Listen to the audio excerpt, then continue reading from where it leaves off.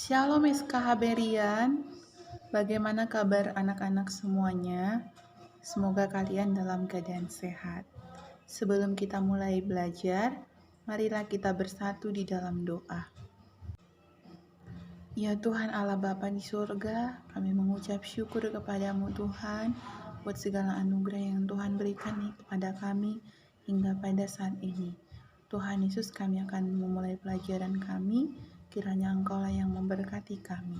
Dalam nama Tuhan Yesus kami berdoa. Amin. Baiklah anak-anak, kita akan memulai pelajaran kita, melanjutkan pelajaran minggu sebelumnya. Kita akan memasuki bagian B, yaitu persekutuan jemaat mula-mula. Anak-anak silakan dibuka bukunya halaman 68 sampai 69. Kemudian anak-anak membaca Alkitabnya dari Kisah Para Rasul 2 ayat 41 sampai 47. Sejarah gereja mula-mula berada di Yerusalem, yaitu pada hari Pentakosta, pada pencurahan Roh Kudus kepada rasul-rasul, di mana Rasul Petrus semakin berani untuk memberitakan firman Tuhan. Dan pada waktu itu ada 3.000 orang yang percaya dan dibaptis.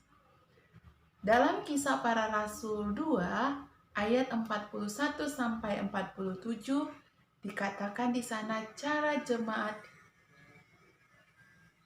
hidup jemaat mula-mula. Jemaat mula-mula itu disebut dengan gereja pertama, gereja perdana. Ingat ya anak-anak, bahwa gereja itu bukanlah gedungnya, tapi gereja itu adalah orangnya. Jadi gereja itu adalah kita. Jadi yang disebut gereja pada waktu itu adalah jemaat perdana yang percaya atas pemberitaan firman Tuhan yang disampaikan oleh Rasul Petrus. Mereka tepatnya di kota disebut Kristen yang pertama kali itu di kota Antioquia. Nah, bagaimana proses pencurahan Roh Kudus? Anak-anak boleh lihat. Orang-orang Yahudi dari seluruh dunia berdatangan ke Yerusalem untuk merayakan Pentakosta. Para pengikut Yesus juga ada di sana. Mereka berkumpul menantikan karunia yang dijanjikan Yesus bagi mereka.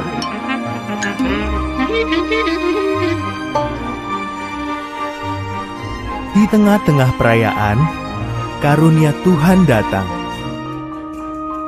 Dimulai dengan suatu bunyi seperti deru angin keras yang memenuhi rumah tempat mereka menanti.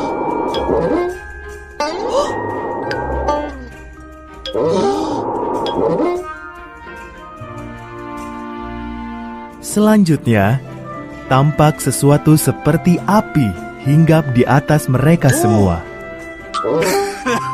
Lalu Roh Kudus Tuhan memenuhi semua orang di dalam ruangan itu, dan Ia memberi mereka kuasa untuk berbicara dalam bahasa-bahasa lain. Orang-orang Yahudi dari segala penjuru dunia mendengar mereka dan takjub.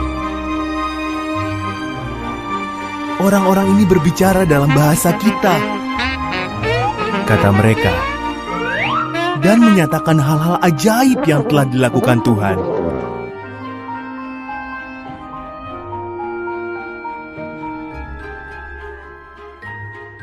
Petrus menjelaskan, inilah karunia Tuhan yang sudah dijanjikan sejak dahulu kala. Karunia ini kami terima melalui Yesus, Sang Mesias. Kalian menyalibkan Yesus, tetapi Tuhan telah membangkitkannya.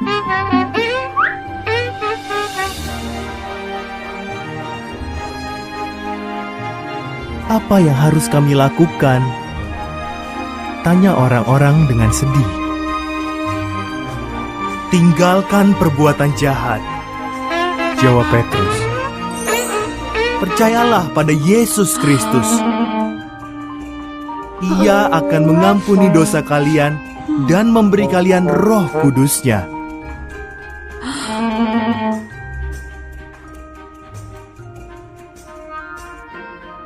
Pada hari itu, 3.000 orang dibaptis. Masih banyak lagi orang yang percaya kepada Yesus sebagai juru selamat mereka.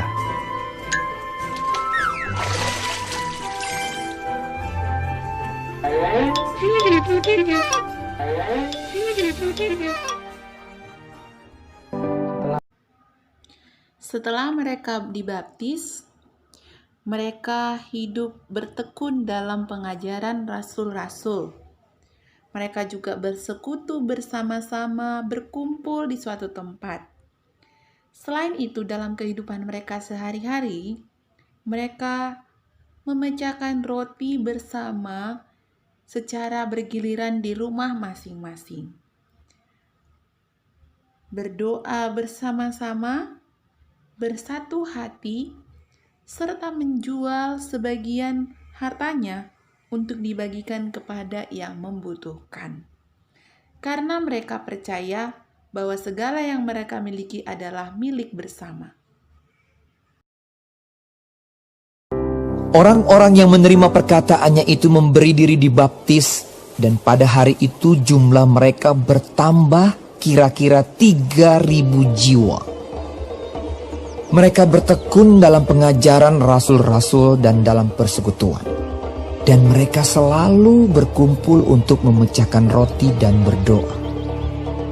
Maka ketakutanlah mereka semua, sedang rasul-rasul itu mengadakan banyak mujizat dan tanda. Dan semua orang yang telah menjadi percaya tetap bersatu. Dan segala kepunyaan mereka adalah kepunyaan bersama. Dan selalu ada dari mereka yang menjual harta miliknya, lalu membagi-bagikannya kepada semua orang sesuai dengan keperluan masing-masing. Dengan bertekun dan dengan sehati mereka berkumpul tiap-tiap hari dalam bait Allah. Mereka memecahkan roti di rumah masing-masing secara bergilir dan makan bersama-sama dengan gembira, dengan tulus hati sambil memuji Allah. Dan mereka disukai semua orang. Dan tiap-tiap hari Tuhan menambah jumlah mereka dengan orang yang diselamatkan. Cara hidup jemaat perdana menjadi dasar 4 tugas panggilan gereja saat ini. Berkumpul dan memecahkan roti bersama dan berdoa, yaitu koinonia atau persekutuan. Bertekun dalam pengajaran para rasul yang disebut dengan didaskalia atau pengajaran.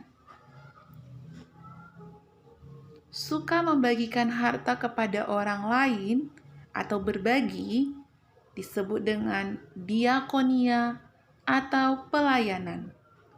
Yang keempat adalah bersaksi atau marturia. Nah, anak-anak, kita harus meniru cara hidup jemaat pada mula-mula itu. Dengan hidup bersekutu atau berkumpul dengan saudara-saudara seiman, mau berbagi, mau melayani, mau mendengarkan pengajaran orang lain, serta bersaksi atas firman Tuhan yang kita dengarkan.